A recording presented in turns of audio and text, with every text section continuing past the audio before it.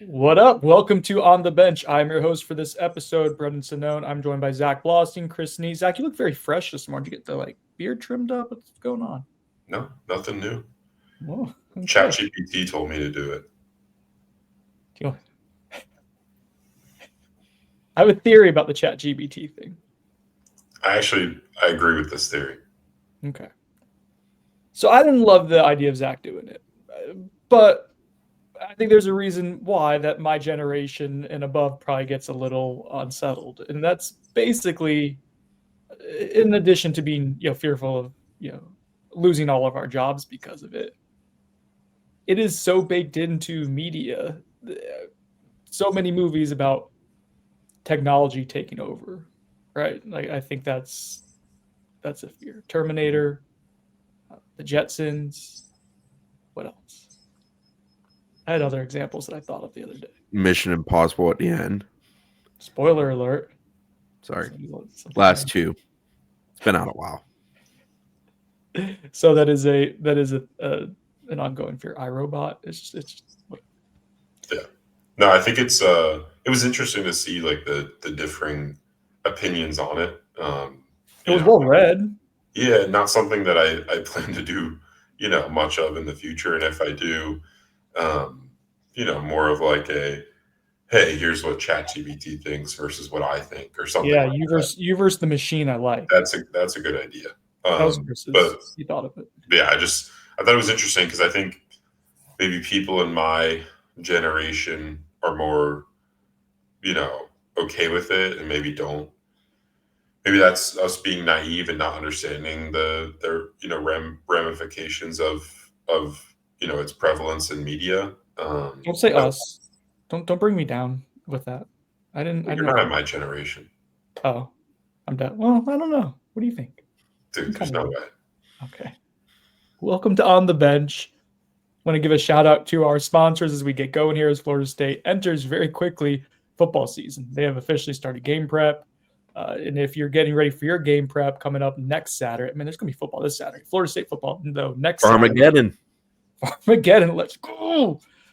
You can go ahead and buy a nice bottle of Chattanooga whiskey. It's going to be great for tailgating, great for having on hand during game if you're hosting parties. Buy a couple of the bottles. You can be a little bit of something for everyone. You get the rye, entry-level bourbon.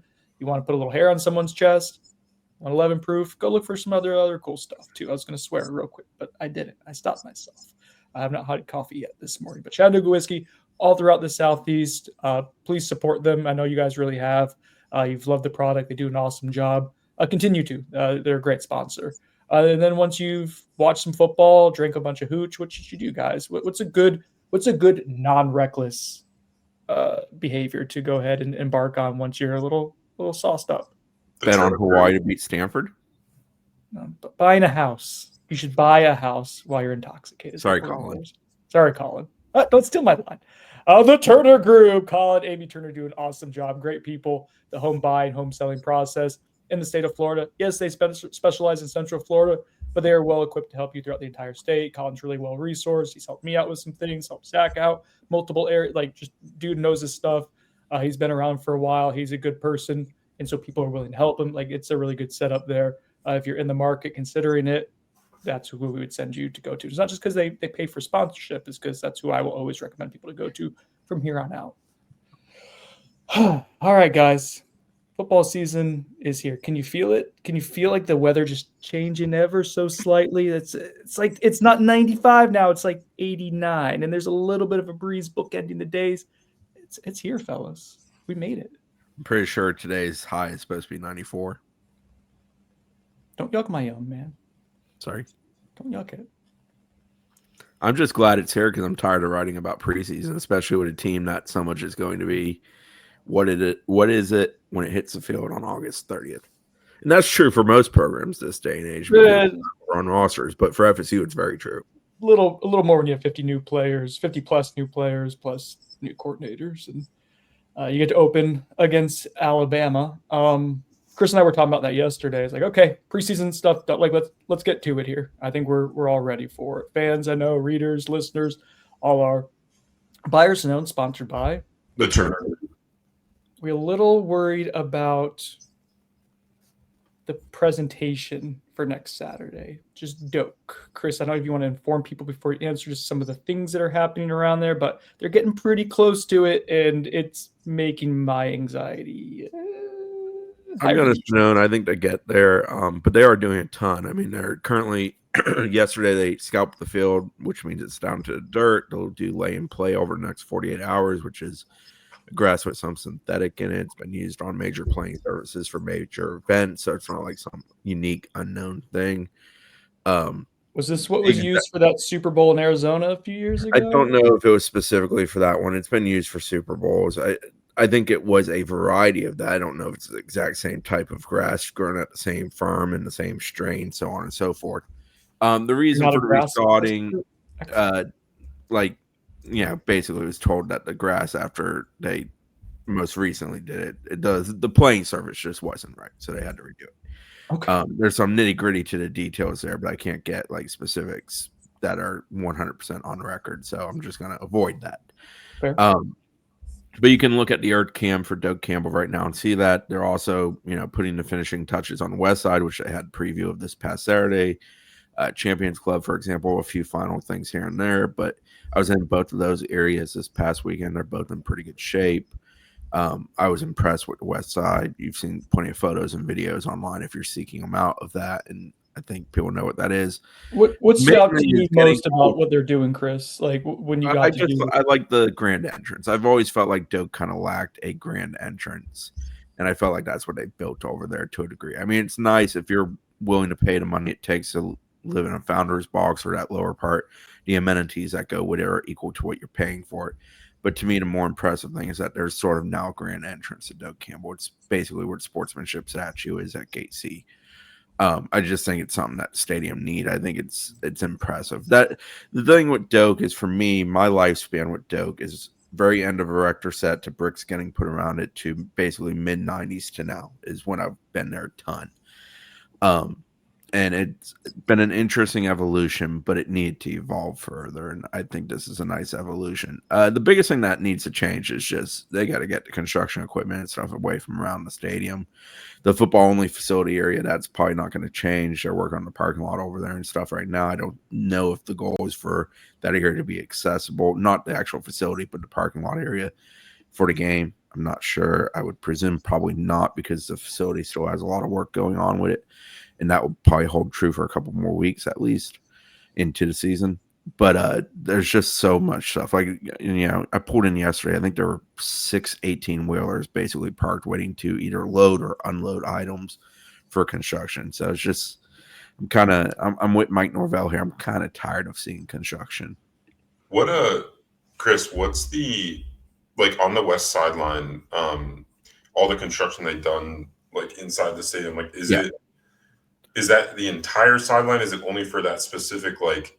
So with Doak, whenever you do any slice of Doak, you've got to do every bit of that slice, because of Doak being so old. You have to bring things up to ADA standards is a big part of that. So they learned that when they did the Champions Club many moons ago, that, if you start up here, you got to do everything down to the bottom type of thing. So that side, it's the entirety of that area. The concourse has changed. Some of the options in the sense of how the concourse works, like a grab and go and paving, those things are a little bit more prevalent. I didn't get a great feel for that in the brief time I was over there Saturday, but they showed some of that on the tour we did previously when it was a little more, brick and mortar bones as they were working on it.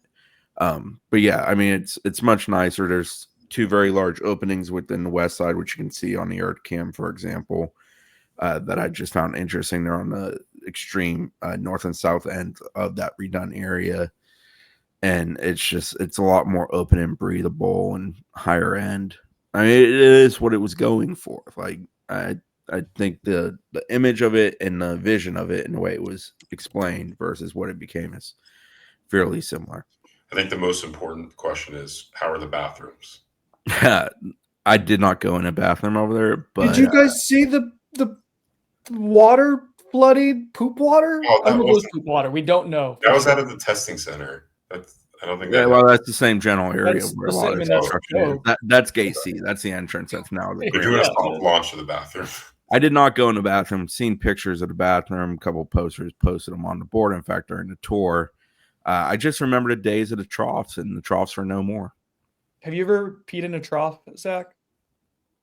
Can you explain what that is? It's basically like what a farm animal would eat out of, like a long metal gutter that's a little bit bigger than a normal gutter.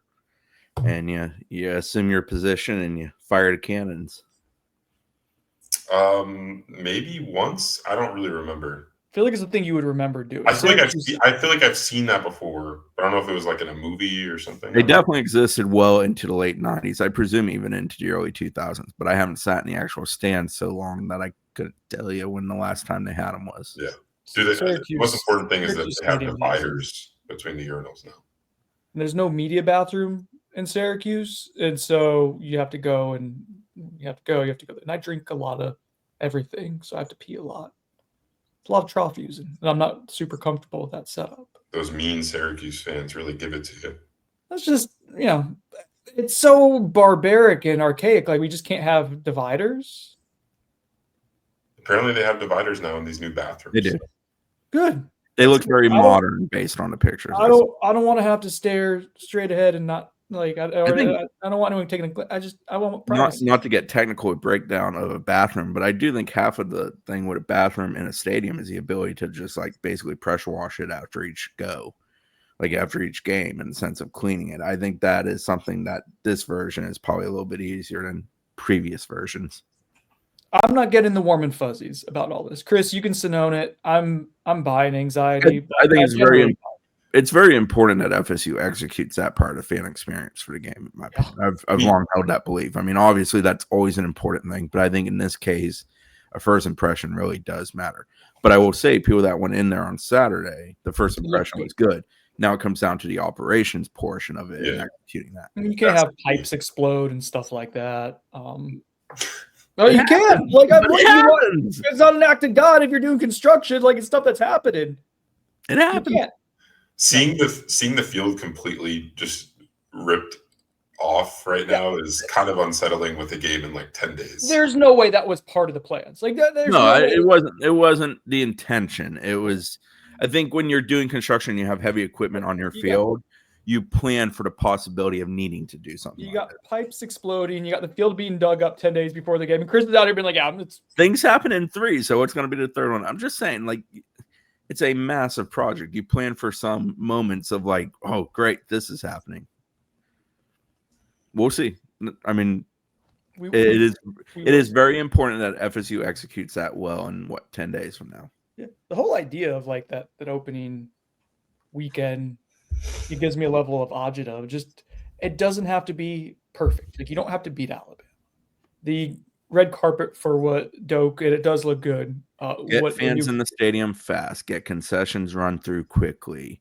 Look competent on the field. Like, all this is huge. Like, this is a big season for Florida State financially, for the perception of it. I mean, for Mike Norvell. Like, there's so many implications to this game. It's hard to quantify and articulate it, but there's a lot at stake this season. And so as we transition to football talk,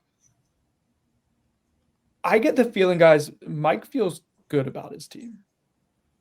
Doesn't Mike always feel good about his team going into the season? He is a consistent optimist. So that is something. But his demeanor has shifted in the last week.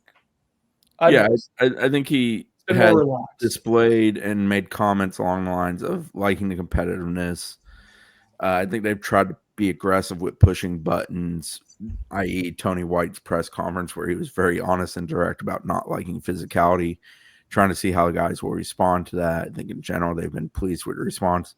Health-wise, they're not in bad shape. Kevin Wynn's banged up. Squirrel White's working his way back, but he is making his way back, and there's confidence he'll play against Bama.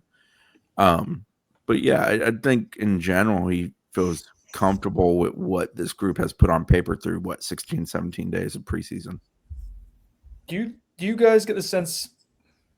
I want to ask what you think he feels more comfortable about, offense or defense, and then what you feel more comfortable about. Just listening to him, getting, reading between the lines. I think he feels okay about the offense right now, to be totally honest. I think that's where more confidence exists, because I think it's an easier picture to understand. Even though Gus does some weird things and they throw curveballs, I think the defense, because it's a lot about this guy fitting this role and doing this well, think that's sort of a thing where you don't know till you play a game, like how some of that's going to go, especially with a scheme that is, well, Mike Norvell has planned against it and whatnot. It's still foreign in the sense of seeing it with the guys that are in the group for FSU. What about you, Zach? Yeah, I think the first team offense specifically, from what I've heard, they feel pretty good about. That's kind of the key, is keeping those guys healthy. I think on defense, maybe the top end talent of the first team isn't as good as the offense, but I do think that there is a little bit more depth options at multiple positions there, like at linebacker, some at DB, even though that's kind of dwindled as camp has gone on, and then along the D line. I think that's where my concern lies a little bit, is the depth of the D line, and just you're betting on a lot of guys that are unproven. So Yeah. Norvell said they need 8 to 9 defensive linemen for the rotation.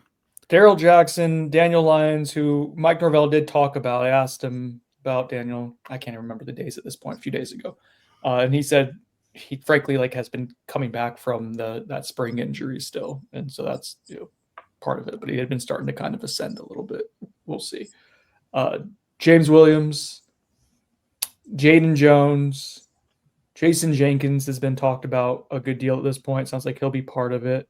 Yeah, he's ramping up, but he's part of it. Deontay McCray, who Mike brought up specifically yesterday, is kind of starting to figure it out. I mean, he looks like $1 million.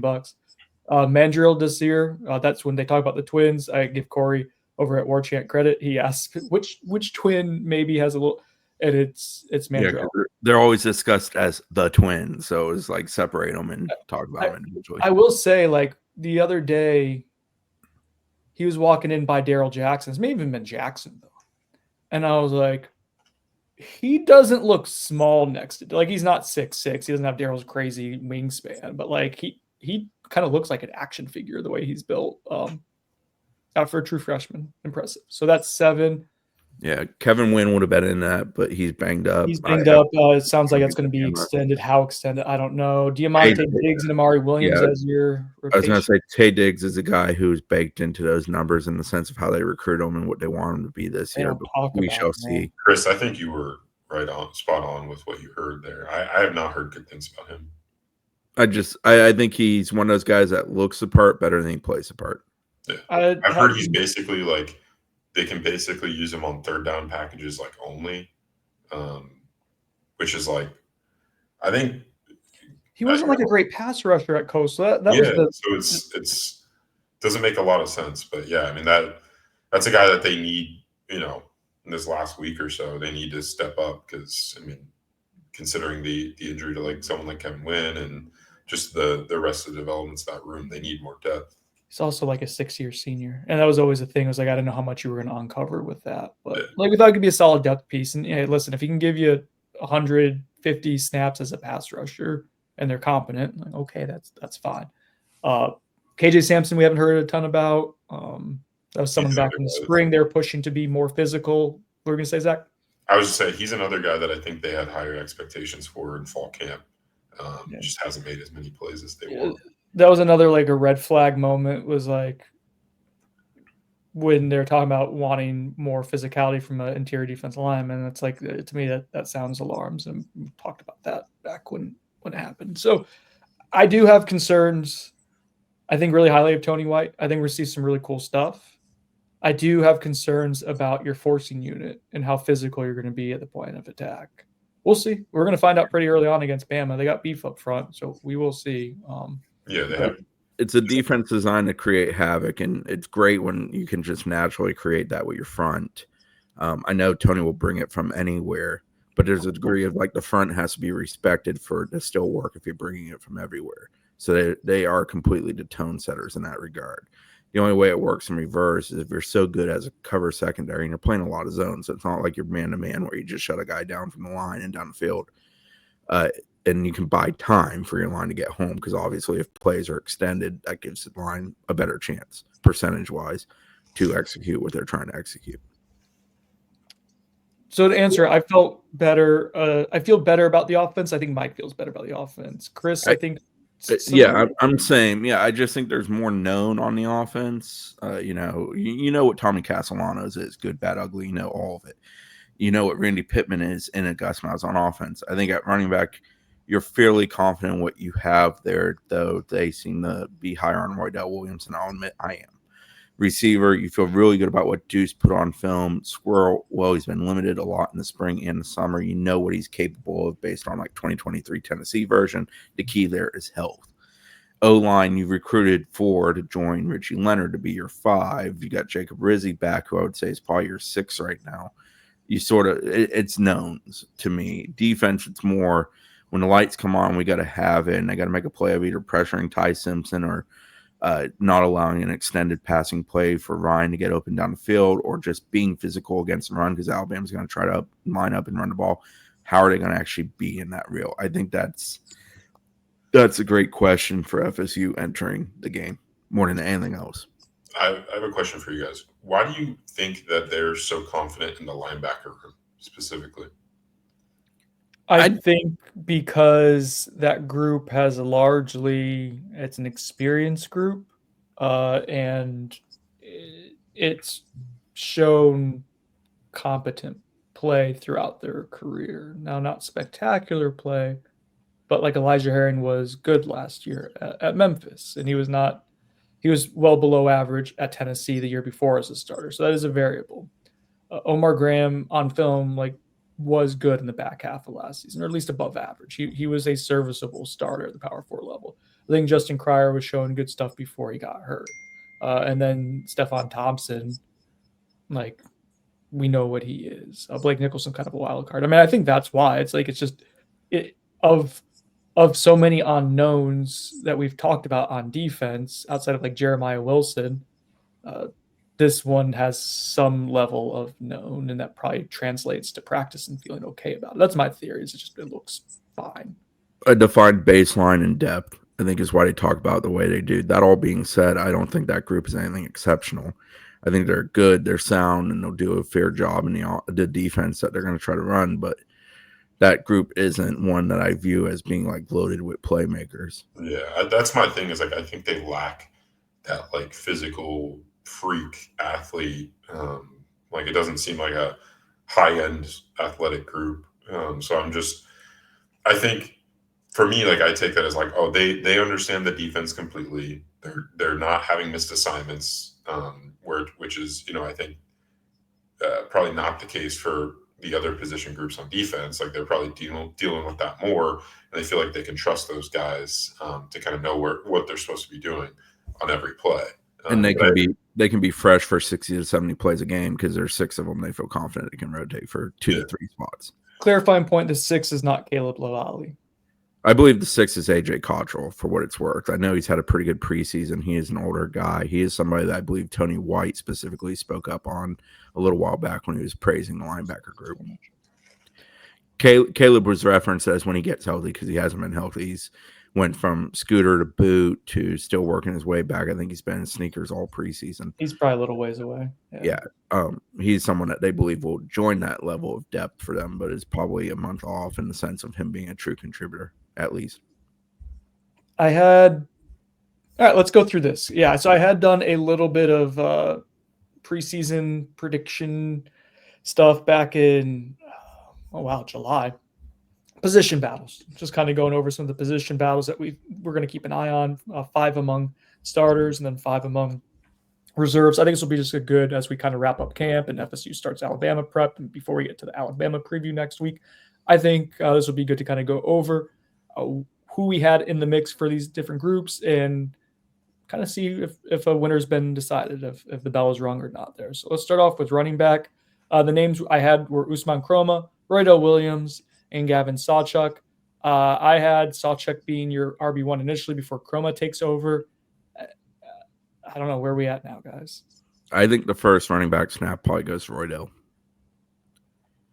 That all being said, I think those 3 are your 3, and I think we see them all relatively equally off the bat. I don't think I struggle to call Roydell a definitive starter, but I do think there's a degree, the way they've consistently spoken about Roydell entering preseason and throughout preseason has been essentially that he's done everything we asked, and we know he's capable of producing.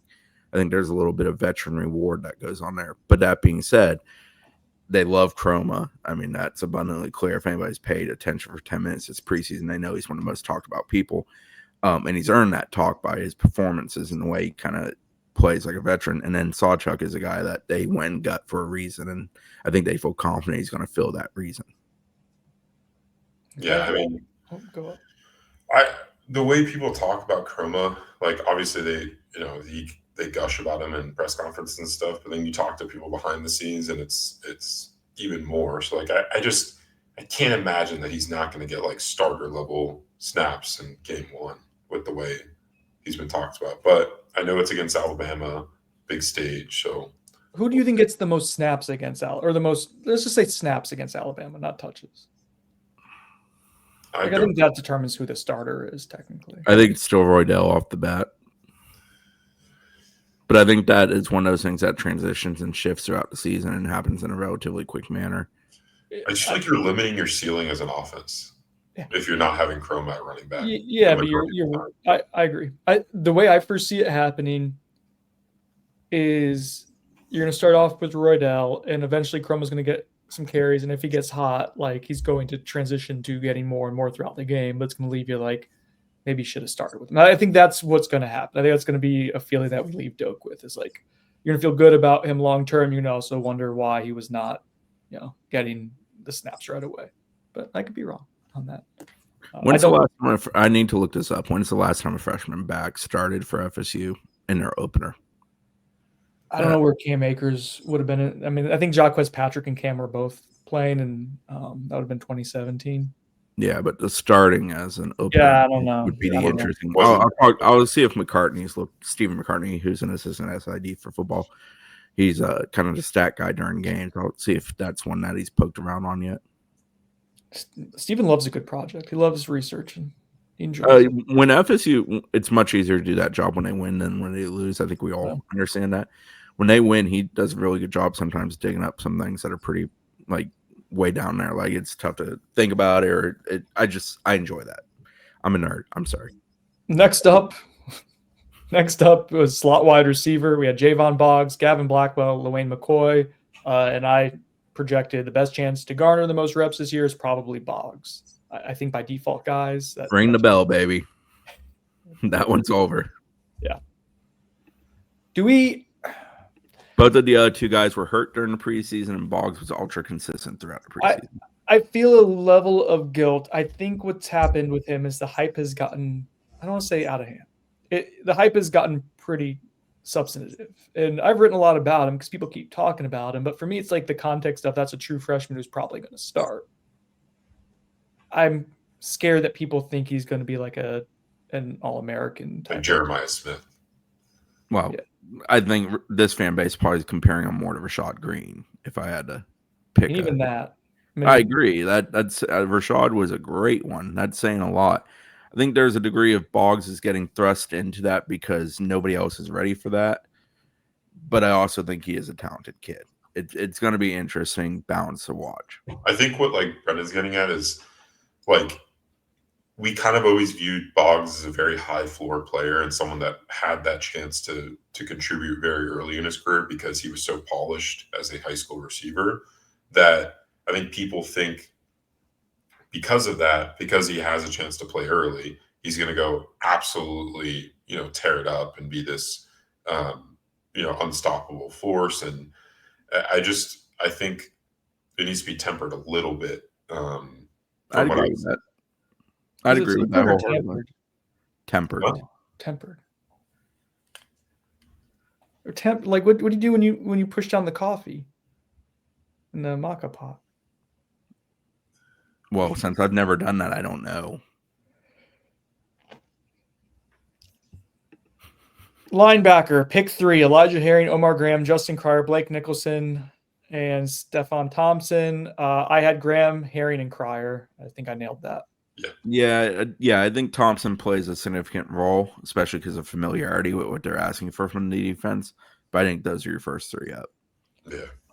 Cornerback 2, opposite of Jeremiah Wilson, I had Quindarius Jones and Jabril Rawls. I did not mention Shamar Arnaud at that time, who was kind of still, I think, in the doghouse before camp, but has been spoken of quite glowingly by pretty much every coach who you've asked just about the defensive backs. You even had to ask about Shamar specifically. So he's come on. So I did not mention him in hindsight, should have, but I had Rawls winning that job. I think that's still where it lands. Do we agree? Yeah, Q missed a little bit of time. They've mentioned that repeatedly. He was back yesterday, for example. Arnaud is one who's pushed the most of that bunch, but yeah, it seems like Rawls has shored that up. I think Rawls is going to win that job. I think what's interesting to me is like I kind of think that Shamar Arnaud might be like the most talented guy in that room, like pure talent wise. I think the hold up with him, which we've talked about, is just the maturity, like getting him to buy in and be dependent upon. But it sounds like he's really worked on that this fall, and they feel pretty good about him being a rotational piece. So is he kind of the? Are you going into like the cornerback 4 role? I was going to, I think, I was for the next one, so we can do that. I had Charles Lester, Kai Bates, Ricky Knight, Jamari Howard, Shamar Arnaud, and Zay Thomas, who we haven't heard about in camp at all. And I had Arnaud as the cornerback 4, but he's probably he might be pushing cornerback 3. Yeah, I mean, Kai Bates was a contender there early in camp, from what I heard, but it sounds like Arnaud's kind of surged through the middle. And it sounds like Lester's maybe jumped Kai really? as well for the time being. Yeah, he was mentioned with that top group by Mike yesterday, and then Kai and Ricky Knight were brought up afterwards. Quindarius is in a weird spot. So he's been dinged up. We've documented that he was someone who was discussed as having some issues adjusting to the zone coverage scheme. Because he's built for press. And I think, Zach, have you reported on some other stuff with him too? Just kind of like... Yeah, just that, like, I think he's kind of in the same... Like, if you're characterizing why Shaheem Brown might not see the field as much this year, like, I think Quindarius is kind of in a similar boat. Like, just not the complete buy-in that you want. And that was, that was around the midpoint of camp. I heard that. That was kind of after all the Conrad Hussey stuff happened. But yeah, I mean, I don't think that means that Quindarius is not going to see the field. He's obviously a talented player. It's just he was recruited to a different defensive scheme, and his skill set doesn't fit this one as much, considering they're not going to run as much press man, and he struggled to adjust to the off man and zone coverage stuff that they've been more consistently running in practice. But I do think that he can be used situationally, and he probably will see the field this year in some capacity. Okay, so next up, I had boundary safety. The contenders at the time were Shaheem Brown, KJ Kirkland, and Conrad Hussey. Now, we have not talked about Conrad Hussey's departure on the bench. We did give our Noles 24 subscribers our candid thoughts right after it happened, or pretty close after, on Beyond the Bench. And if you want that type of content, get a little bit more loose with it there. That's for Noles 24/7 subscribers specifically. But let's talk about the Conrad Hussey departure real quick. I'm surprised he, frankly, was allowed back this past year. Yeah, it was well earned on his part, both in the singular moment of a singular event and also in the culmination of him just being as difficult as humanly possible and unwilling to understand that if he got out of his own way, he can be a really good football player. Yeah, the talent is there. I mean, we saw glimpses of it as a true freshman, but the maturity was just lacking, and I think eventually it wore thin. So it's a decision for everybody. We've watched plenty of corners make the decision. Jerry and Jones, Renardo Green come to mind. Edwin Joseph on the current squad's another guy I wouldn't lump into that similar conversation. If you make it, it's going to turn out good for you, and sometimes it's going to equal a great payday at the next level because you are talented. If you don't, and you want to be hard-headed and difficult and have an altercation with a coach, then yeah, you're going to exit stage left and screw yourself. I had Shaheem Brown winning. I don't think that's going to happen at this point. Should be noted that Ashlyn Barker is someone who's come out of nowhere. Now, I thought he'd be your backup rover and a really solid one, but apparently he's ascended per Zach's reporting, and coaches are talking about him pretty openly at this point. We knew, I think after the first scrimmage, he started getting some run with the ones. he's ascended to where he's legitimately in the mix to start now. I think it's just because he's physical and tackles well. And that's Tony White's like, yeah, sign me up for that. Like, we can mess with that. So I Shine Brown winning. I think this is one of the position battles that's still kind of being decided at this point. What do you guys think? I would much prefer KJ Kirkland there over Ashlyn Barker personally. I think Barker is tailor-made for that rover spot as a reserve behind Earl Little because of the physicality and what he brings to it. But I don't think I'd want him on the field as a primary safety in that role because you're already supposed to have the physicality of the rover role. I would prefer more athleticism in this role. Yeah, I would go KJ Kirkland winning that job, but I don't know that I haven't heard that that's like settled. Do we think Shai has like a chance still? They've talked about him as. I think he still does. That's been a bit of I think it's a twofold situation. I think one is buying in and taking to the system and all of that. I also don't think Shai is probably feeling super spring fresh. Some of the talk of him and the way Mike Norvell talked about him yesterday lent itself to maybe he's been a little dinged up, banged up, old man pains, whatever it may be. From our knowledge, he has been practicing fairly consistently, and he hasn't always been with ones, but I think there's a degree of that. But I don't know if I should say it, but I will. To Chris's point, I did hear Shai utter one day when I was leaving after interviews. They were getting food, and where the interviews are, where the cafeteria is, and he's muttered to someone, "I'm too old for this." You know what? So I think he is probably feeling a little. It's a lot of wear and tear. I think he's a guy they're pushing buttons on. Yeah, intentionally. Yeah, I do too. It'd be interesting to see like what happens against Alabama if this was a lot of motivational stuff or if this was regardless of if it's him or KJ, and I think it could be either. Truthfully, I think the leash is very short, and I think both play. I'm not like Barker has ascended so much that I kind of feel like it'll end up being him, to be honest. And I think KJ Kirkland's your most versatile, where he could play boundary or field probably a little bit. And so there might be something to having him be like your primary backup at both too.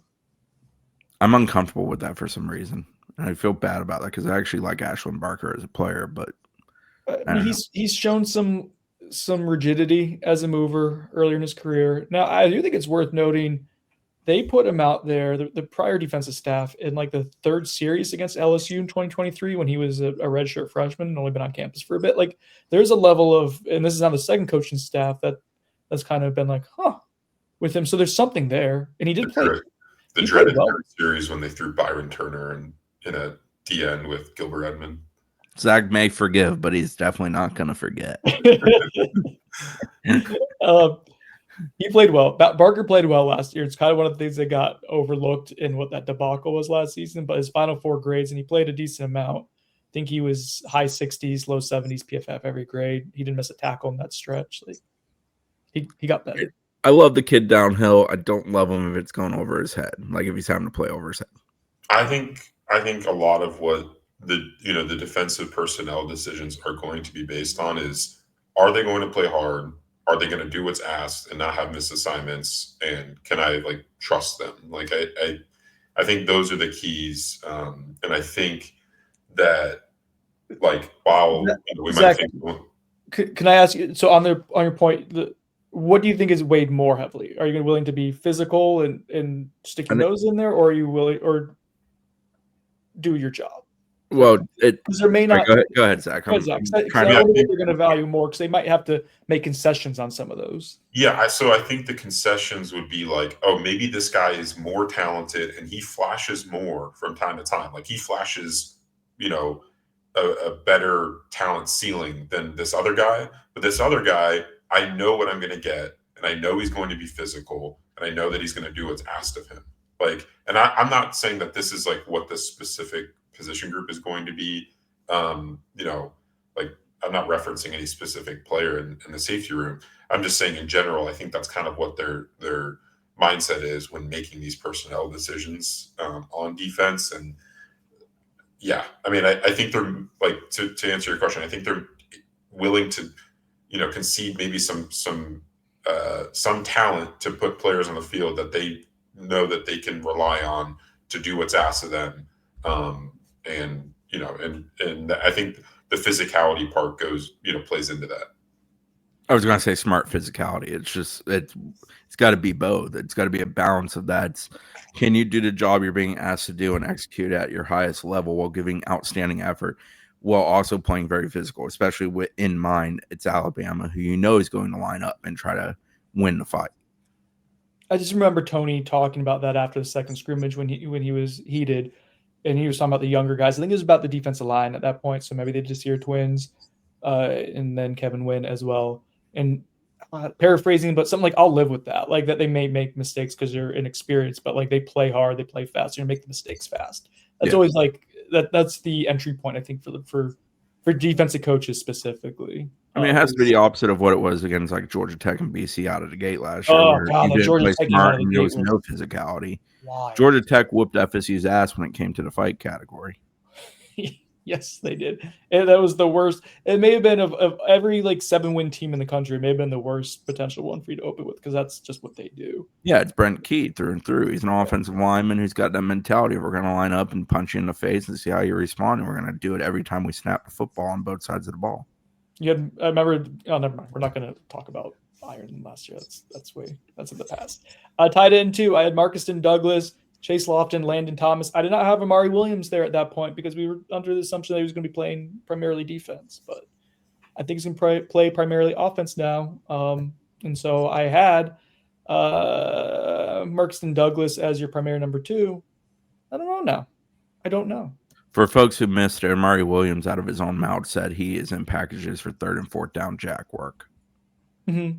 Yeah, I've heard that's kind of what the staff views him as, like as a pass rush, specialist, not an every down guy. So that makes sense. I don't know who wins in that room. I honestly haven't paid a ton of attention to it or heard much about like separation there.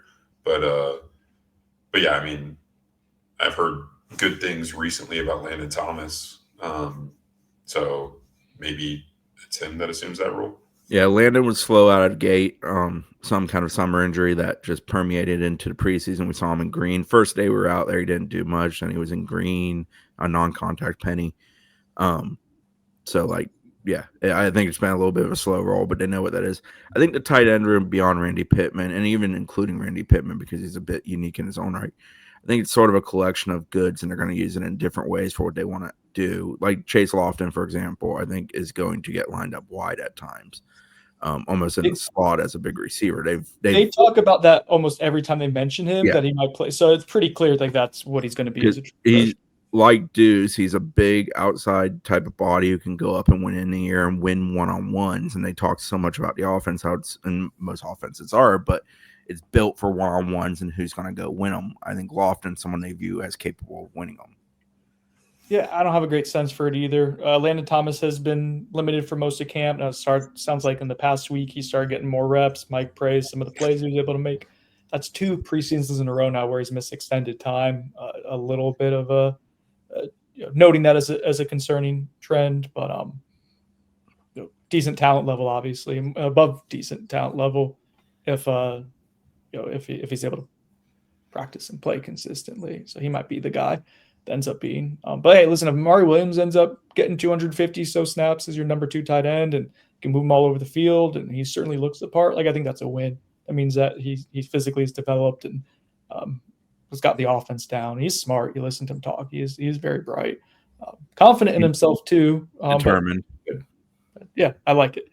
So that's been an interesting development. Let's talk about backup defensive line. I said, who's in the mix, who isn't?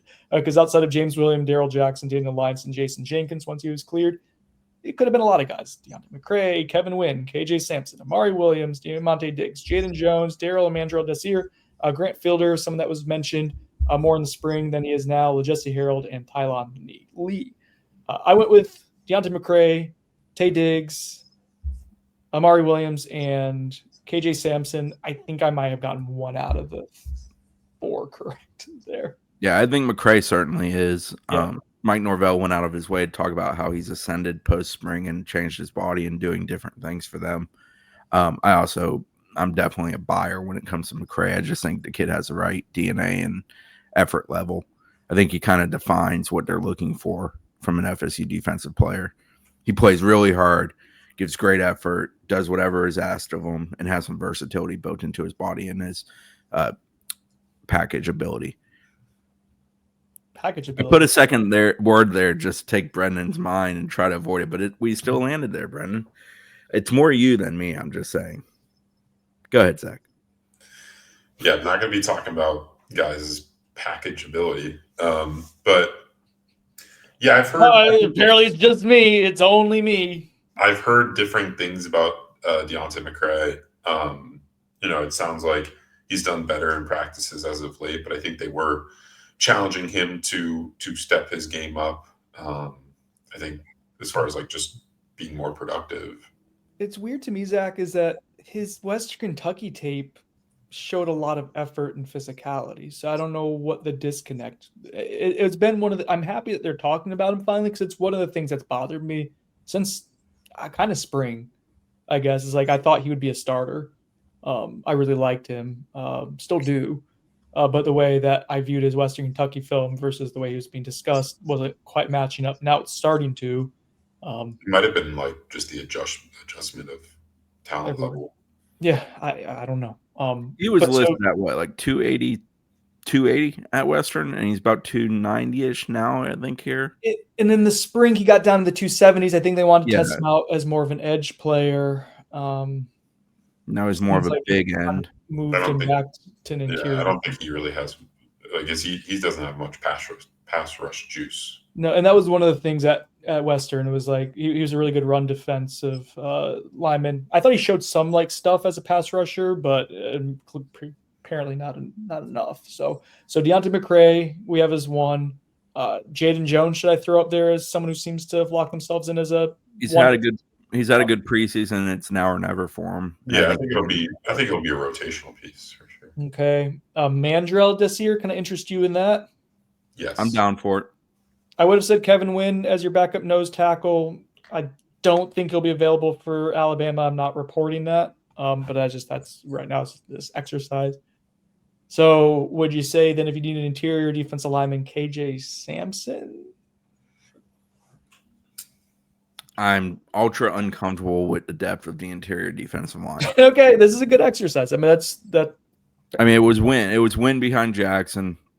And with the 3 or 4 man front, the variety that you can throw at it, there's some things you can do to kind of offset that. But when you lose Wynn, I'm not even super comfortable with Daniel Lyons. I know that's someone they hope to be almost a starter level player. I'll believe it when he does it. Yeah, it's worrisome. It's worrisome in the first place that we're talking about a true freshman getting injured and that hurting their severely hurting their depth. You watch how you talk about old Stump over there, okay? Oh, I'm not discounting Kevin Wynn. I'm just saying the fact that they're relying on a true freshman to be their backup nose tackle is kind of... defensive line recruiting we've talked about ad nauseum, and that's kind of...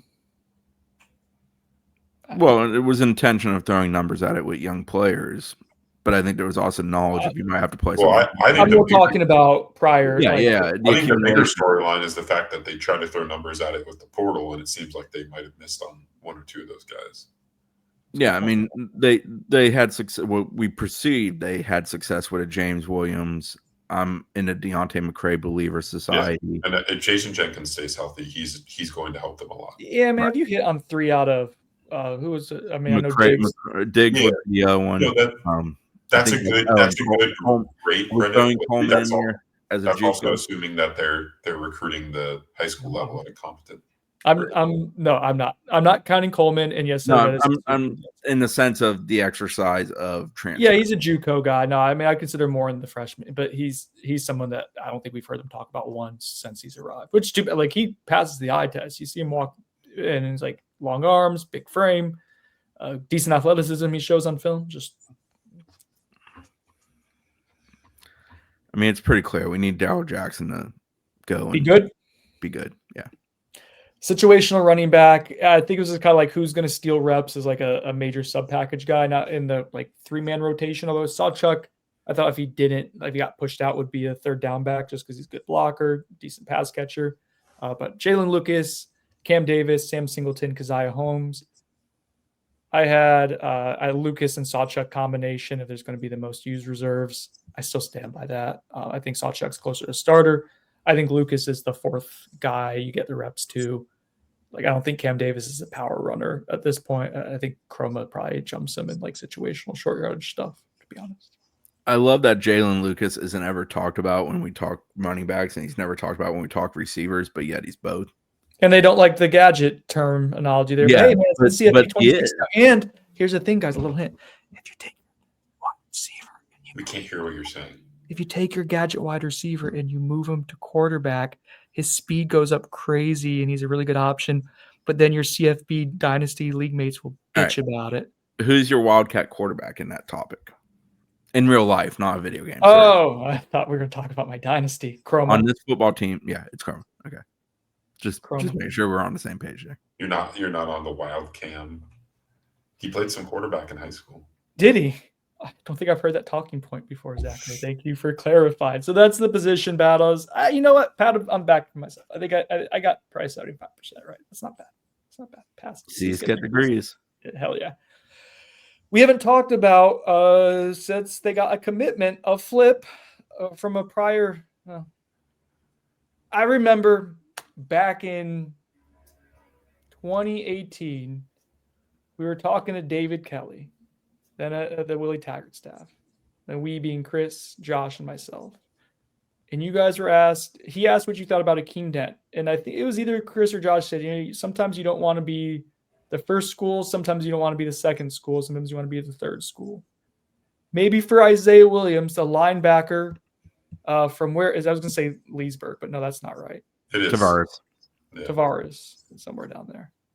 Actually, I have the wrong Izayia Williams pulled up too on here, so I'm going to stall for a little bit. But with his case, he is on commitment number 5. 6. Zachary, do you want to shed a little light on, 1, the prospect, as I pull up the correct film, and 2, the recruiting process that got to this place? Not funny. Yeah, you can talk about him as a player. I'll talk about him his recruitment. Just like his ranking and stuff. Yeah, so he's a wide, considered a top 200 talent. I think on 3 he's ranked in like the top 50. So, and I think he's their number 1 ranked linebacker. So, and we have him a little lower at 247. I think he's like 160 something.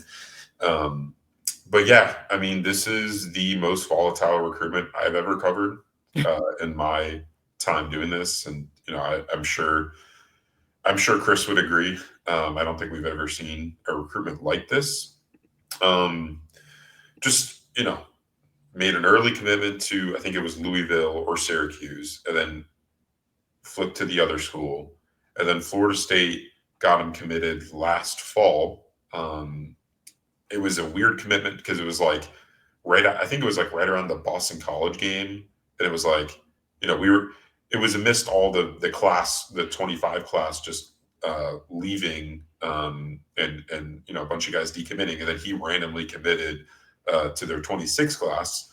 He decommits 2 months later, flips to Florida, and then randomly before this summer, he takes an OV to Ole Miss and flips to Ole Miss, and then doesn't take a visit to FSU over the summer because they elected to wait to host him, in season as late as possible. Dang, that was a pounded hit. That's the best clip we got. Yeah. No, he is his athletic testing is freaky. And yeah, I mean, it's one of those recruitments where coaches are willing to look past very evident red flags because of the talent level that's clearly on display. If you're watching our YouTube channel, you're seeing this highlight of him absolutely destroying this kid. But yeah, I mean, so Izayia Williams now claims that his recruitment shut down. We've obviously heard that before, and then the prospect goes elsewhere. But yeah, I mean, on paper, like it is if he's healthy when he gets to Florida State, I reported this in my article, but he is coming off a knee injury that he got surgery for within the last week or so, and that's going to keep him out for his senior season. I was told that he's going to be like ready to, get back to like running and stuff in January. I don't know if he'll be like full participant in like spring camp, but he's an early enrollee, so he'll get in a college, training program and start rehabbing there. But yeah, I mean, clearly, like he and his camp believe that his recruitment is done, and I think Florida State's of the same belief. So, I mean, obviously, we'll see.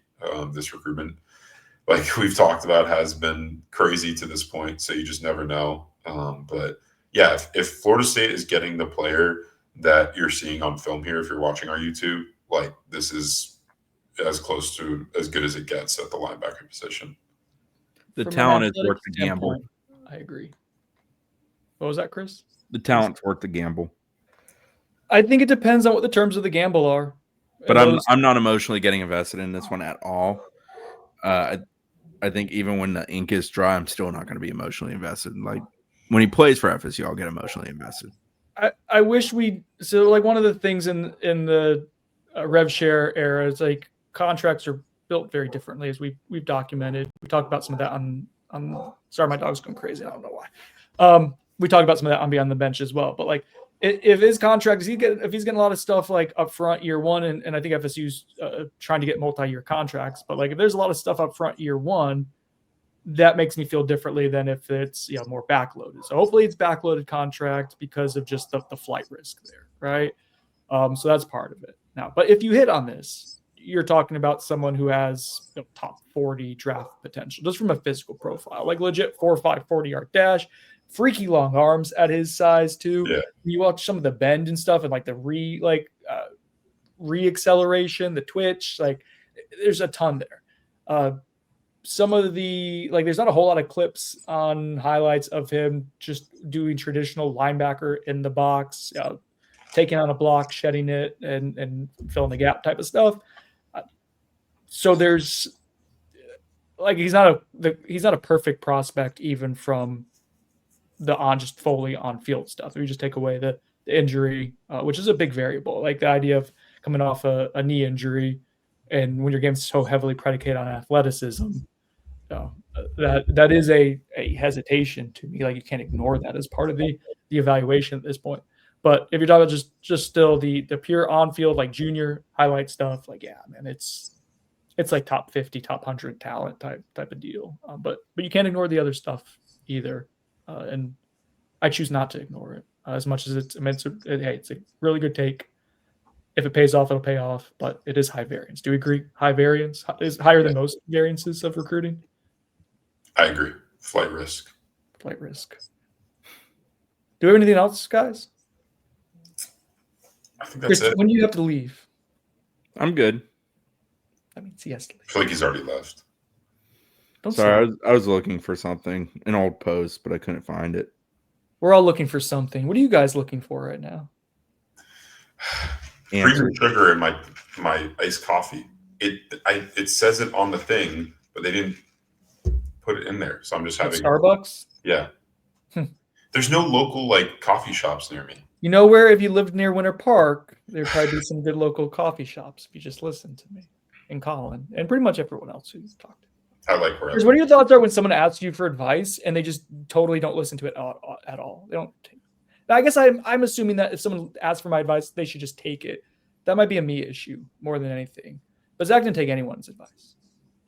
Sorry, I like where I live, so I don't regret it. I mean, you go ahead. I appreciate the advice. No regret. If you're ever a sponsor, never mind.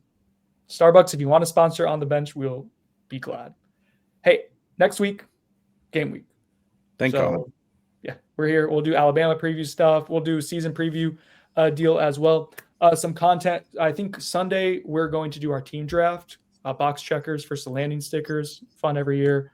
We're going to do our win prediction, just written word. AB's going to handle that. We're going to do our win prediction, win share stuff. That way, I feel like that podcast can get a little meandering and whatnot. And given that none of us freaking know, like I'm fine taking one less thing off the plate. I do want to give you. What was that? I was just say I shared my win share with Adam, and I think it's pretty spot on. from what I like, what my overall Did you ask expectation. ChatGPT to get that for you, or? Too soon. I once asked ChatGPT to script a podcast for me, and like 1 or 2 people called me lazy. It was not anywhere near as the reaction as Zach had. I do have a little bit of I don't want to say it's an announcement. Plan accordingly. Tonight, Wednesday evening. Boom, boom, boom. It'll probably be in like the late evening, like after 10 p.m. Probably even after that. Before midnight is the goal. We'll drop a video of what should be, and God, I hope this comes to fruition because someone could cancel or whatever any last minute. But we will have a podcast that'll be some of the bigger voices in the FSU market will be joining us, and it'll be a cool cross-pollination of different voices and different perspectives. Rollcast, right? Yeah, I don't know. I think we're gonna put it on the bench feed. So Trey's going to be a part of it. Trey will probably be hosting it. We got to figure out some of the nitty gritty. I'll be a part of it. Not to say I'm one of the bigger names in the FSU market, but I haven't been here a while. I think at this point, and then a few other surprises. And I will let you guys figure that out yourselves. But that'll be on the bench feed. I think Thursday then will be the plan. But we want to drop it exclusively, the video and whatnot, for Noles 24/7 subscribers. So fun. It'll be a little different. All right, want to get out of here, guys? Yep.